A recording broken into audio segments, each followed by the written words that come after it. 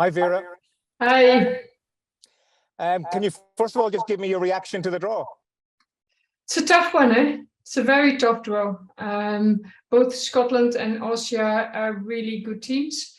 And Austria in the Euros has impressed me hugely. I've done one of their games for RTE, and they are well organized, physically strong, a few extremely good, talented players, a strong striker, a solid defense. So if they get through, it will be very, very difficult. But the same like Scotland, we all know how much experience they have, how dynamic they play, with players like Kim Little in it, and we have huge respect for them. So it could have been better, but we have to deal with it. We have to go for it, and we will be ready on the 11th of October. Will you plan to go and see their first leg game yourself in person? Yeah, in the meanwhile, we've organized it already. It's Conor Woods and Danny O'Leary who are going out. We sent 2 scouts. One will do Scotland, one will do Austria, and the one that goes through will deliver the analysis the next morning in the hotel to us. In a way, could it have been, when you look at the seeds, Switzerland and Iceland, would you like one of them to lose so that it may make an easier path for you to New Zealand? Yeah, of course. Switzerland has the best draw, I think, with the winner of Wales, Bosnia-Herzegovina as their opponent. But also for them, it could go the other way around. Yeah? Wales could do the job. I think Iceland has the toughest one. But yeah, if they lose points and we would be able to somehow win, then you're straight through to the World Cup. That would be amazing and fantastic, of course. What are the chances of the players who missed out the last time? Megan Connolly, perhaps in particular, Niamh Fahey, Ruesha Littlejohn being fit for next month? Yeah, we hope Niamh Fahey is fit, but Ruesha and Megan are ruled out already. Okay, best of luck to you. Thank you. Thank you.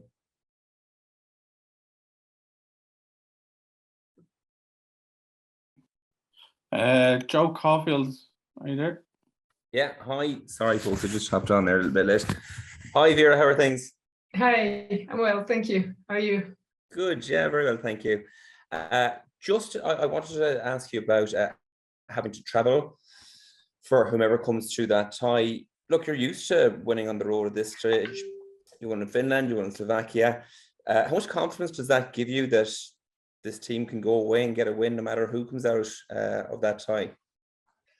Well, we don't fear away games, let's say it like that. We are confident because we play tasks, and that is no difference at home or away. But we will miss, of course, the drive of the crowd and everything they put in to help us over difficult times.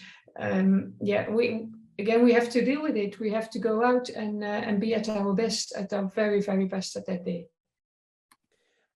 On the technical side of things, does either Scotland or Austria, does their style of play, does either one of them kind of lend itself to giving you an advantage if you were to set up against them? Not really. They're both more experienced. What I just said, Austria's strength is their organization. They are very solid in their team setup, and both defending and in attack, there's not any weak points. And Scotland is more dynamic, faster in their play, with more variety in their play than Austria, but have extremely good players that can break down a defensive line. So yeah, they are different, 2 different styles, but equally good. Thanks, Vera. Aisling O'Reilly. Thanks, Gareth. Hi, Vera, how are you? Hi, I'm well, thank you. How are you? Good. Out of the 2 teams, Austria and Scotland, who would you prefer to get? Yeah, they're both in their own way very, very good.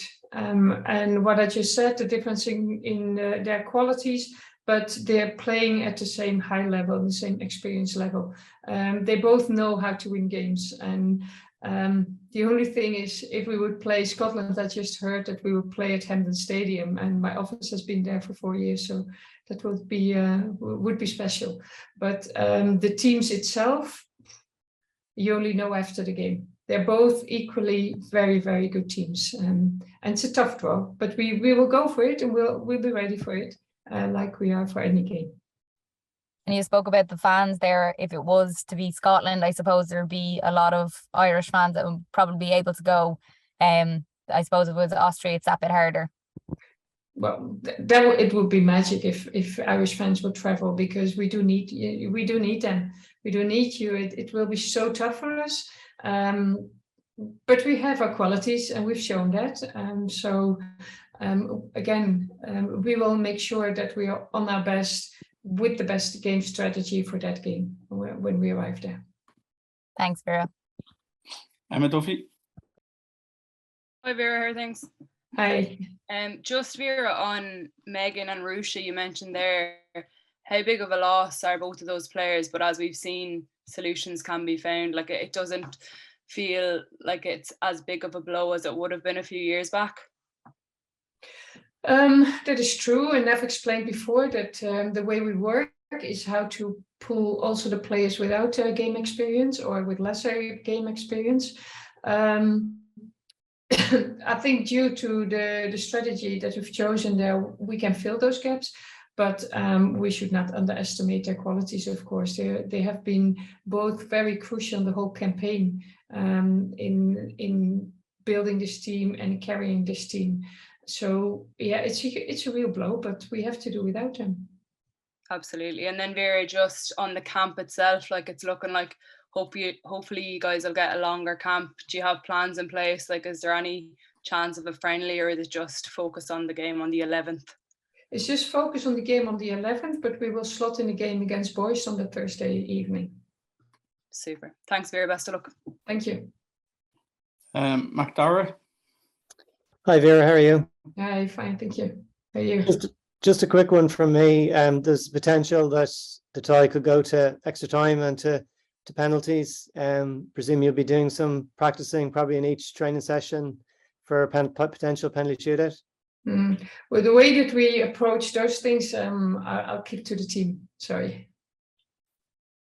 And in relation to because of the win in Slovakia, you have this time to you don't have this first round game, so you have this potential that actually you can work with the players ahead of time, and there'll be a bit more fitness for some of the players that are obviously playing in the UK, which their season hasn't started yet. So you'll be maybe able to utilize that a little bit more compared with the last couple of games. Yes, definitely. Game rhythm is extremely important in playing games, but that was the same for the opponent. The thing is, when we have rhythm, we have just this little bit more quality in our connection with each other, especially then in the build-up. So hopefully that will help, and everybody will be full fit. The ones on the pitch will be full fit. So that is a major advantage, of course, compared to this game, these last two games. Great, thanks very much. Thank you. Aaron Clark. Hey Vera, we see some of the players who are in the squad going with the 19s this week. With them having a competition in and around the same time, will it be much disruption in terms of trying to ensure that you have the best players available for you? They will be available for us. It is two friendlies. We can take care of the load, but these are also players who really need game time and need experience at the international level. And we've all seen that they've been lacking game time, and luckily it was not instead of the under-19, because the under-19 is traveling next week.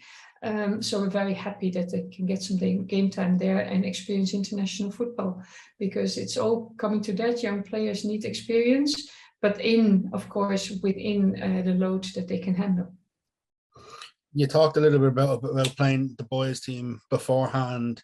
Is that sort of a case of, we seen the other day with the videos that have come out with the likes of StatSport with the managing the load? How do you ensure that, because the girls will be coming in off a weekend of games, how do you ensure that maybe you manage that carefully? Because the last thing you want is to pick up an injury in a game against boys a couple of days before a big qualifier. Yeah, that's always the dilemma. but what we gain from it is sharpness in the duels and under high pressure connection of the tasks. And that will bring so much that the only thing what we can take care of is that they don't make themselves stupid actions to injure themselves, and they won't because they've learned to do that. And we choose an opponent of which we know that they are used to play us and that they will not tackle from behind or not make nasty tackles. But the key thing is that it is a real game to sharpen up. So we do need boys of a certain level. Brilliant. Cheers, Vera. Gary Spain. Hey, Vera, can I just check the understanding of how the third best qualifier is determined? And is it down to 3 points for a win in the round 2 playoff in 120 minutes and 1 point for a win on penalties? So my understanding is we need either Switzerland or Iceland to lose, or one of them to win on penalties and us to win in 120 minutes. Exactly, you summed it up right. That's what it is. Yeah. Thank you. Just good luck then. Yeah. We need that. Thank you. Ed Leahy. Hey Vera, how are you doing? Hi, thanks. How are you? All good. Vera, the upward trajectory of the team over the last couple of years, and do you think that your reputation amongst European teams now will have made you one of the teams that the teams wanted to avoid in today's draw? Oh, you need to ask opponents. I'm not sure. I'm not sure about that. You need to ask opponents. I'm just focusing on our own play. I'm very proud of what we've achieved, but I also know where we stand. I'm very realistic in that. And yeah, the only thing I can say again is that we will do everything we can to be absolutely ready at that moment and to get the best play that we've ever played. But if opponents like to draw us or see us as a threat, I'm not sure. I don't know. You need to ask them. And just in terms of the way you finished the group, qualifying with 1 game to spare, but then going on to win the last game to guarantee that top 3 position. How important is that momentum, considering your opponents will have a competitive game the week before this vital match? Well, you can see on the draw, we could have drawn Austria in the first round or Scotland.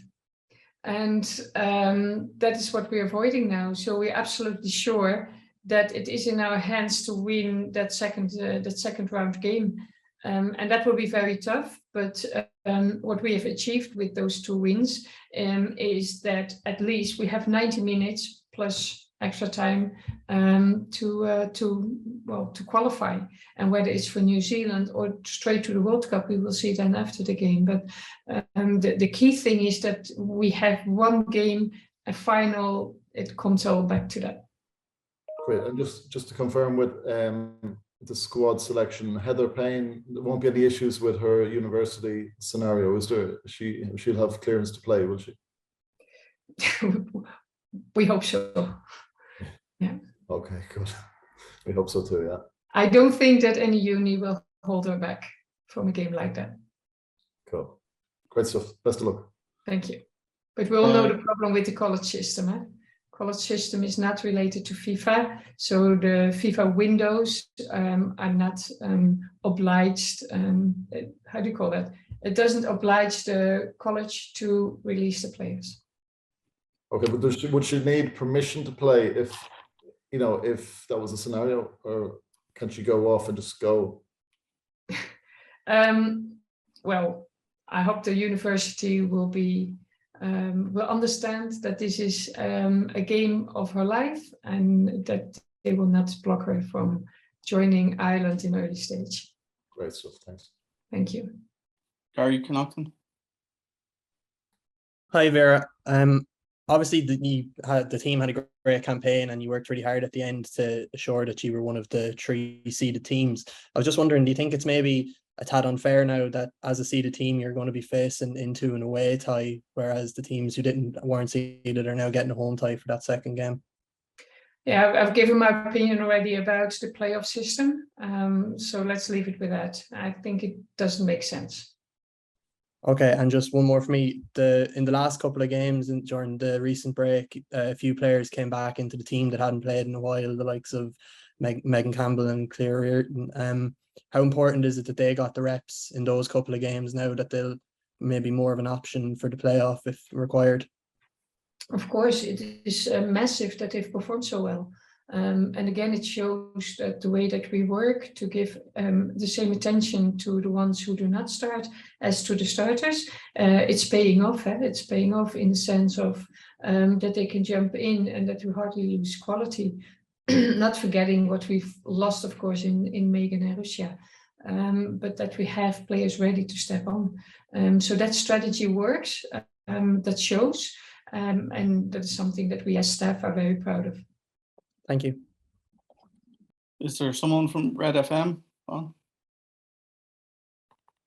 Maybe to add on that, it's good to know that outside camps we work with especially those players who do not have so many game minutes with us. So when a player needs support or when we want to discuss the task with players, we do that through video and we discuss that and then come back with it. And so most of my energy is going to the players in between camps, to the players who are not in the lineup.